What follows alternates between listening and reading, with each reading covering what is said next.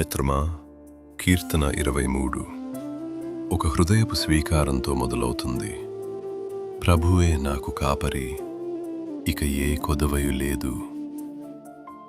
దావీదు ఈ మాటలను రాజసింహాసనంపై కూర్చుని రాయలేదు. సౌలు చేత వెంటాడబడి ప్రాణాలు కాపాడుకోవడానికి అడవుల్లో గుహల్లో దాక్కుని తిరిగిన రోజుల్లో రాశాడు. ప్రతి అడుగు ప్రమాదంతో నిండిన కాలంలో ఈ విశ్వాసాన్ని పలికాడు. అయినా అతడు తన గొర్రెల కాపరి రోజులను గుర్తు చేసుకున్నాడు. గొర్రెలు బలంగా ఉన్నందుకు కాదు, కాపరి దగ్గరగా ఉన్నందుకే సురక్షితంగా ఉంటాయి. నా కాపరి అని చెప్పినప్పుడు అది ఎంతో సన్నిహితమైన మాట. విశ్వాన్ని నిలబెట్టే దేవుడు మన జీవితాన్ని నడిపించడానికి దగ్గరగా ఉంటాడు. నాకు కొదువ ఉండదు అంటే జీవితం సులభమని కాదు, కానీ ఆయన సన్నిధి, ఆయన కృప, ఆయన సంరక్షణ చాలని అన్న విశ్వాసం.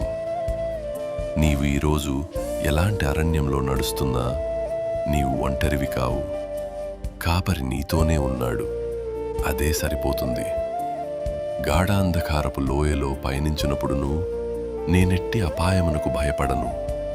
ఎందుకనా నీవు నాకు తోడుగానుందు.